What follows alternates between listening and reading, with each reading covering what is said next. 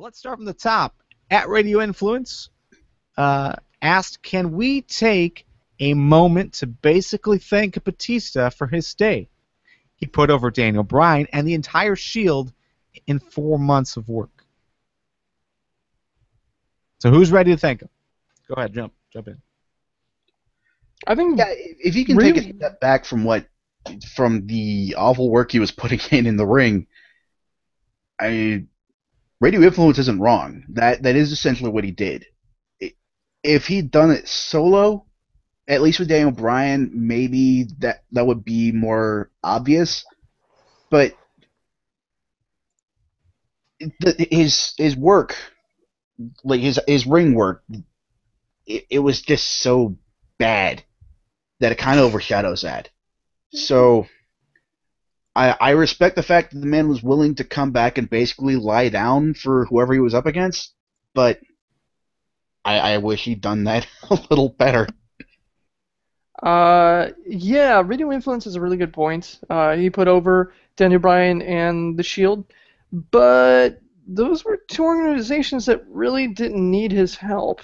It wasn't like a Chris Jericho situation where he's plucking somebody out of the mid-card and making a main event. Daniel Bryan was already kind of over with the crowd, and Shield was pretty hot at the time when they feuded with Batista. So, while yes, Batista did put them over, it wasn't like we can thank Batista for, what we have right now with the Shield, or really with Daniel Bryan. We could thank Batista, but, couldn't we, I don't know, also shoot ourselves in the head? Just because he put him over doesn't mean he did it willingly. To bring him back to do that, I don't think he was intending for that to happen. I don't want to thank him because I don't think he did anything other than look like a very terrible Power Ranger. Now, to be fair, he has come out and said that he didn't want a singles run against Daniel Bryan because he said it didn't make sense for him to lose twice. But he did talk about how, I don't remember the exact wording, but it was clear from what he was saying that he didn't have a problem with it. I mean, okay, maybe if he didn't have a problem with it, but still, I didn't want to see it. I didn't. Oh no, I'm not willing to thank him for coming back. I'd be willing to thank him for staying home. Yeah, I mean, those things were happening with or without him. So he didn't really have an integral role in anything that was going on. It's just the fact that he wasn't vocally against it or that he was refusing to do so. We are tap dancing a lot here, guys. Let's just admit it. We are really trying hard. Let's just say this. Out of the guys who were the Return of Evolution, you could have replaced him with, I don't know, anybody. Big Show. Sheamus, Mark Henry. Then Mark Henry could bring back Nation of Domination and Evolution. No, you could have replaced him with Flair. I would have said Flair coming out of retirement for that was better than Batista. Jesus, I don't think so. That's a stretch, Joe, for sure.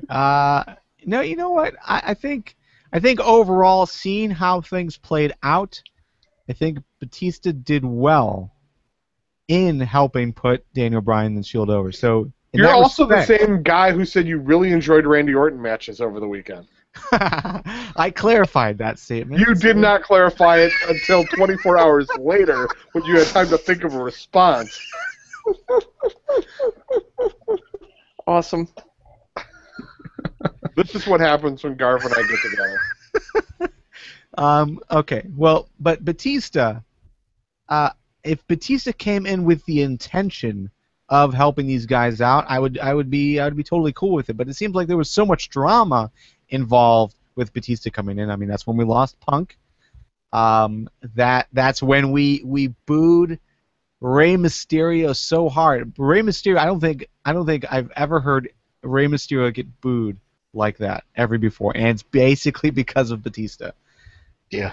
So I think overall, well, I'm sorry, it's not because of Batista. It's because of how Batista was being built at the time, and the story was not likable It did not fit within our best interest, I think. So overall, like, yeah, looking back at it, how they coped with the fact that no one wanted to see Batista there. Batista did well. He did help people. After WWE decided, all right, this isn't going to work. Let's push the people that should be pushed instead.